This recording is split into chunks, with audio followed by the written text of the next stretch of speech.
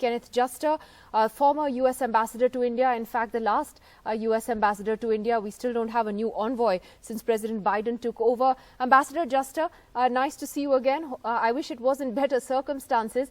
But I don't know if you had a chance to listen to what Prime Minister Modi just said about Russia and Ukraine and in his opening comments with President Biden. But he did speak pretty strongly, about urging both Mr. Putin and Mr. Zelensky to talk to each other, and also strongly condemned the killings in Bucha. Do you sense a change in the Indian tone on Russia? I think it's an important change. While India has abstained at the UN, its statements have become very significantly important. It has talked about the importance of territorial integrity and sovereignty, about the peaceful resolution of disputes, and then it strongly condemned the atrocities that occurred in Bucha, even though it did not specifically name Russia. So I think those are all important indicators. The United States understands the complexities of India's situation with Russia, but it is good to hear the condemnation of the atrocities in Bucha. How important then does today's meeting between the two leaders become in light of what seemed to be very visible strains on India's position on Russia? You had President Biden only a couple of weeks ago calling India's position shaky in public, and then the sort of not so diplomatic comments of the US Deputy NSA who came visiting. Well, I think today's meetings are important for a variety of reasons, but I'm not sure I would agree that there's been a strain on the relationship. I think the U.S.-India relationship is more robust than people may give it credit.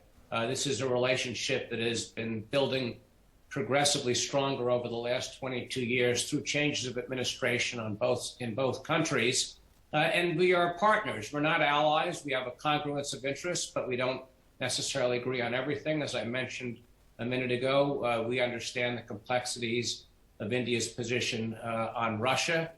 We want to work with India. We certainly hope that all countries, as the atrocities mount in Ukraine, will condemn what they see occurring. These are war crimes, and they need to be condemned as such. But I think the other reason why the meeting is important is that we don't take our eye off the ball in the Indo-Pacific. And a lot of the U.S.-Indian efforts are focused on the Indo-Pacific, and this is an important showing that too is a region of importance and concern, and that we're going to work together on issues in those areas as well. So I see the meetings as a way of discussing both the situation in Ukraine as well as ongoing developments in the Indo-Pacific region.